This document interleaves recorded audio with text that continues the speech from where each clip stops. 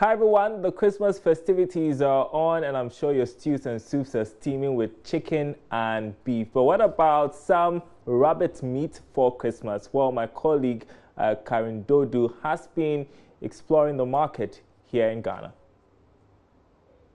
It's another Christmas season again, and what is Christmas without food? Well, if you're used to the everyday chicken, goat, cow, we're going to try something different today. Today, I want to look at the sale of rabbit's meat even in this festive season. So I'm here at Base Farm to speak to Ben, who is a farmer, and find out what actually goes into the preparation of rabbits before they land on our tables. So follow me and learn more.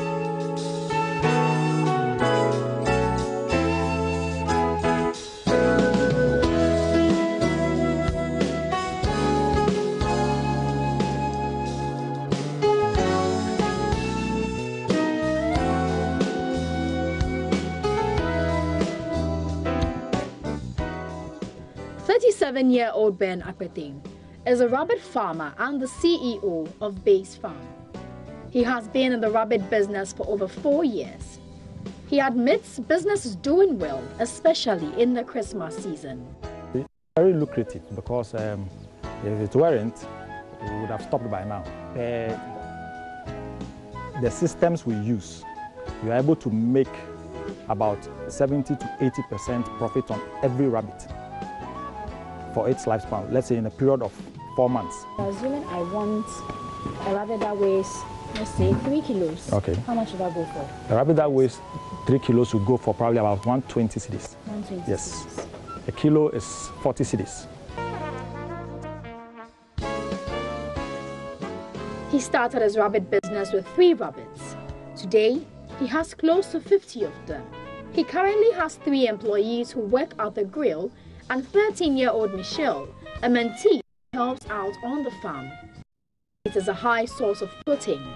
At 2 to 3 months, these rabbits weighing between 2 to 4 kilograms are ready for sale. They first go through the slaughtering process, then slightly bent to take off their fur. Afterwards, they are bathed and neatly dressed in like this. Shortage in the supply of rabbits for the steaming market used to be a challenge, but Ben tells me that the problem has been taken care of. The solution, an association of rabbit farmers, RABGA, was formed. Although the market is doing well, Ben believes that much more needs to be done. I think there's more to be done. The challenges we've been facing over the period in terms of marketing is with the consistency with which we are supposed to the market. Because let's say with the eateries, if they would put it on their menu, they wouldn't want to take it off. You understand? They would expect to the supply.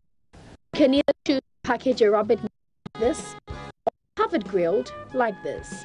I chose to have mine grilled, and after a long wait, finally, food is ready. And you may want to give it a try this festive season. Now to some other news. The National Vocational Training Institute, NVTI, is playing a lead role in churning out skilled personnel to fill vacancies under government's One District, One Factory initiative. The industrialization policy hopes to create job opportunities for people as government aspires to reduce unemployment levels. However, all job openings to be created must be filled by trained and qualified personnel. The executive director of the NVTI, Mausi Nudakawiti, tells Joy Business the institute will train about 40,000 people next year. NVTI is to train the unemployed, to make them employable so that they would go and work in the various districts, the various factories or industries that will be put up in all the districts. Now, apart from that, the factories or the industries could recruit people and skilled workforce, and then NVTI intends now takes them through proficiency training or foundation, or it depends. We have a 4-year training, that's the foundation 2 years, and then the certificate 1 and certificate 2. But we have the short courses too that we run for 6 months, 8 months, 1 year.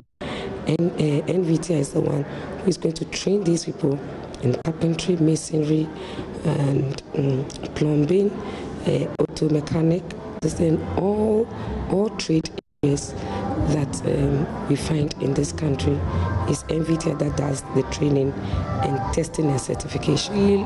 We link our graduates to master crafts persons, to industries, and what we don't just leave them. Maybe years back it was not very intensified, but going forward, that is what we are going to look at.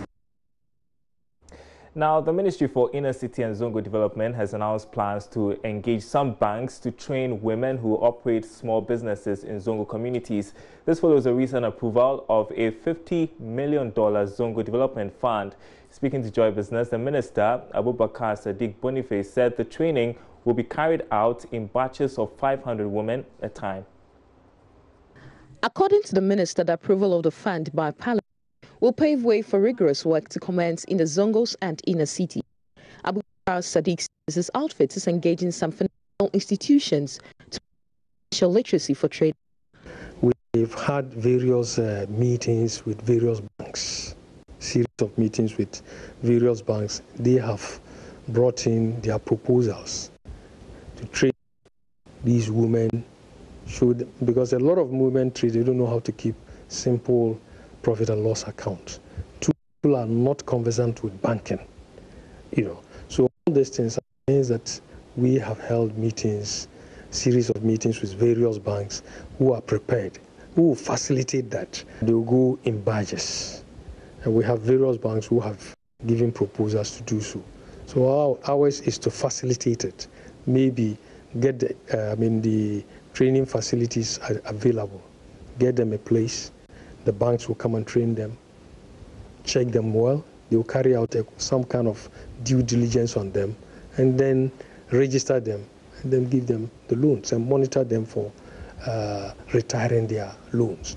The Minister also adds that some infrastructural projects and other developments in the communities will be completed by first quarter of next year. I assure you that hopefully by first quarter, some of these things I've mentioned will be rolled out. You see it live. Something like the green parks, the Arabic instructors, before the end of the year, will be recruited. So when you come, I have something to report. Some of the drainage system, some of the routes that will be carried out. You see it before, during, and after completion. With the support of members of Parliament, my colleagues in Parliament, our budgetary estimates have been approved, which is about 101 million Ghana cedis. It's 101,909 and some small cedis. So hopefully now it has been approved. I believe by February we should be using it. The Ministry for Zongo and Inner City Development is among a few to facilitate interventions which promote socio-economic development in the inner city and Zongo community. Tigo Insurance is partnering Bima Insurance and Prudential Life to demystify the ill perception surrounding insurance in Ghana. The low penetration of insurance in the informal sector is largely blamed on poor claim payment, but officials of Tigo Insurance and Bima say there must be a turnaround. There's more in the following report. Speaking to Joy Business, country manager of Bema Ghana, Russell Harenstein, said insurance firms which are targeting the informal sector are repositioning themselves to win back confidence in the sector. He was speaking during an event to pay off 25,000 claims to insured families. I think for us, in terms of the mobile telephony insurance, we've used National Insurance Commission's help to make the framework possible. So they created the freedom to define a new business model. And Ghana is considered the first in the world for really creating this kind of business model. For our partnership, for example, Tigo, Bima and Prudential Life, you have 3 international companies who are very well backed. So our insurance is backed by Prudential Life, and they have over $1 trillion of assets across the world. So they are very sure to be able to pay the claims that are due. We are expanding our program both with Tigo, but also the Bima Insurance program. Each month we are signing up over 50,000 customers onto a microinsurance product. And we are now rolling out Bima Doctor service, where you can also get access to health advice over the phone. So we are bringing innovative new products that can benefit our customers more. By these insurance industries has fueled financial inclusion and contributed to the development of Ghana's insurance sector. Former Tigo Ghana, now Airtel Tigo, partnered with Bima, a leading macro-insurance provider with operations in 14 countries, in 2010 to provide its subscribers with simple and affordable access to insurance products underwritten by Prudential Life, one of the top life insurers in Ghana and the world. And that's it for business.